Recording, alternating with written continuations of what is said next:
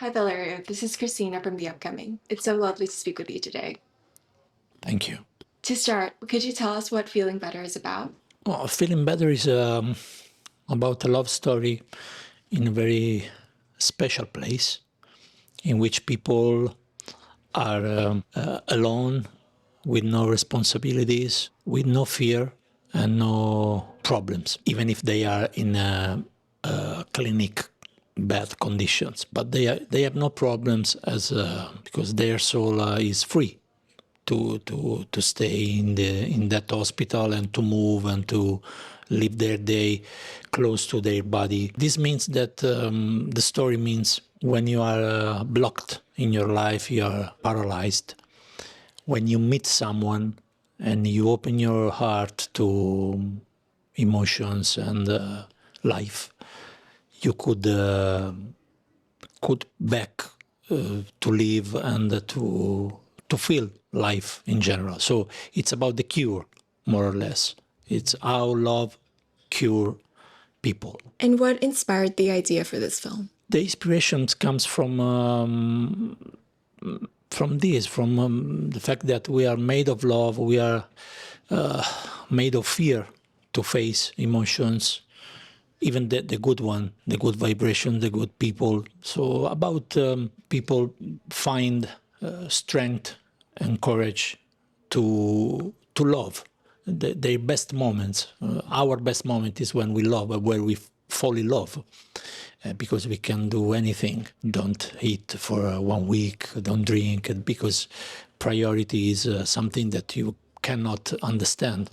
And cinema and the cinema language could help to make a fairy tale like our film, I think, is at the end.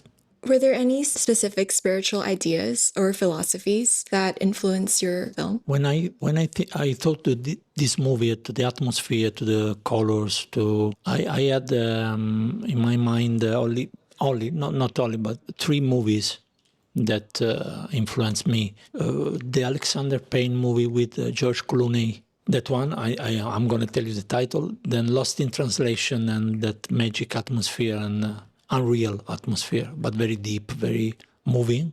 And Lourdes, a French movie about The Descendants. The Descendants, well, the Alexander Payne movie. Lourdes, The Descendants, and Lost in Translation.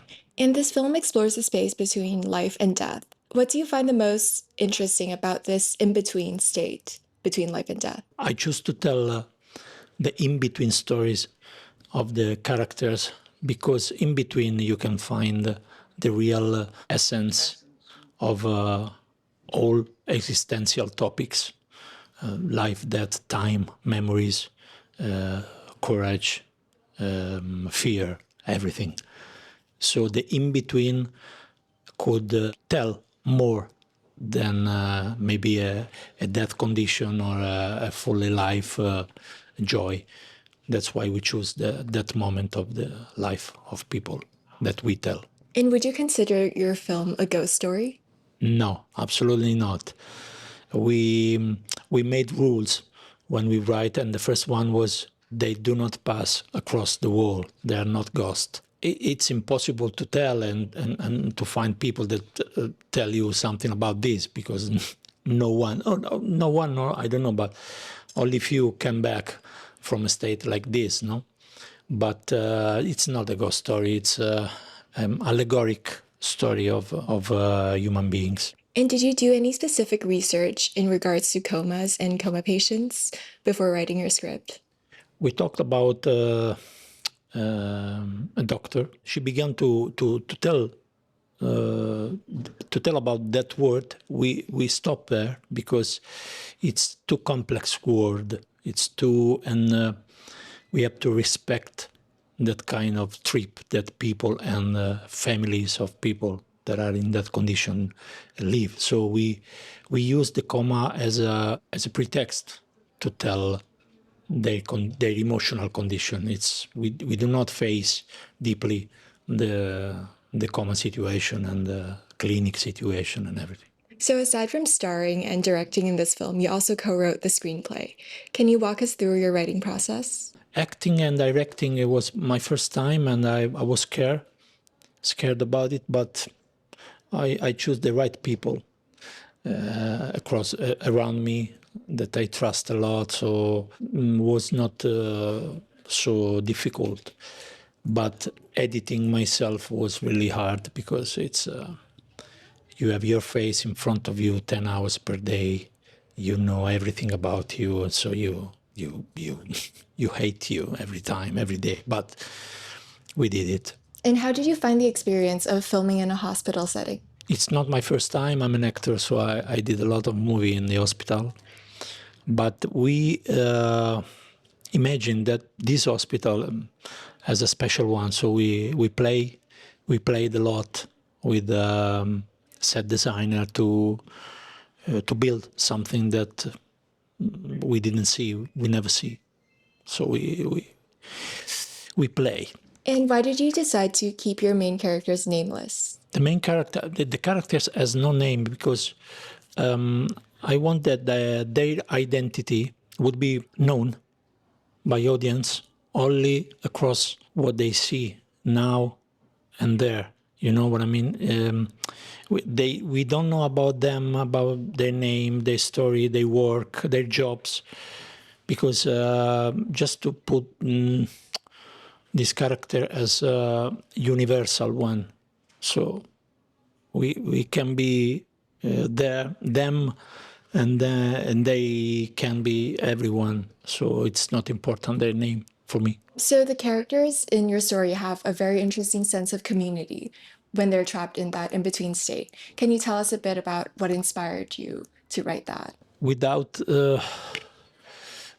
being a community, humans are nothing.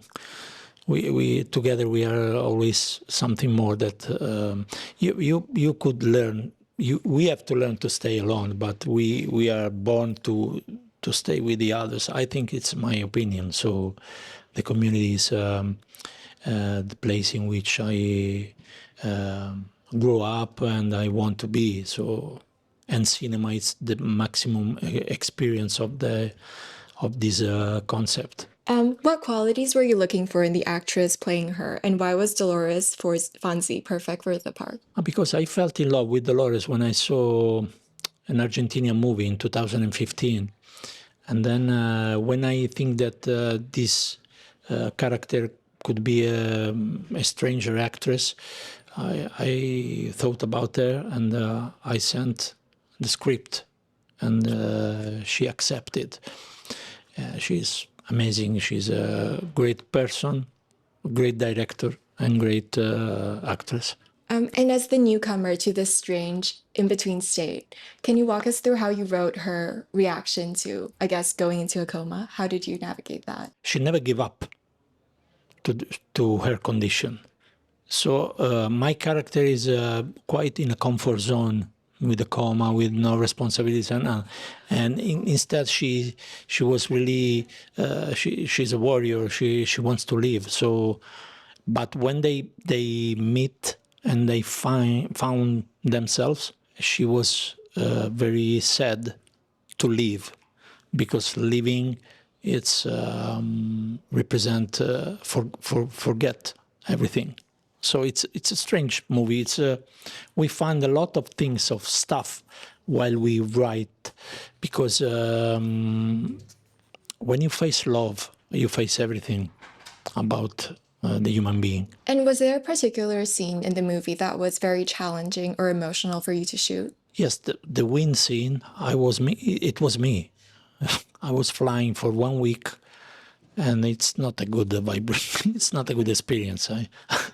I don't suggest to anybody, yes, to try to fly 1 week across the city. And how did you come up with the idea of the wind? The wind could be a danger for them. So when you have a danger that is connected to the real sense of life, people like them, it's useful for the storytelling, and it's cinema. You can fly, so it's It was too tasty to not to use it. It was then we try with the sound, with the special effects, but we did in a very manual way, not too much too effective, too much VFX, or we did it like 30 years ago, maybe 40. How do you hope people feel after watching Feeling Better? Do you hope that they feel comforted, unsettled, reflective, or something else? I hope they feel um, relieved, because it's not a movie about death, but it's about life. And of course, that is part of life, but the end of stuff is part of life. But I think that love remains always, if you are able to remember, to face and your emotions. But I respect the reaction of people. People has two kind of reactions. One is being shocked by emotions of the movie give you, and the other one is to find pragmatism in the situation that they have seen. They ask me about why. So it's the beauty of making movie. Listen to people, what they feel. It's the most important part of my job, I think. So your film premiered at Venice last year, and now you're at the Karlovy Very International Film Festival. How does it feel doing the festival circuit and being here almost a year later? I'm in love with Karlovy Vary since 10 years ago, when I met the director, and when I came here and I saw this audience, this passions about cinema. So it's very useful, and I'm curious to hear about foreign audience about the movie.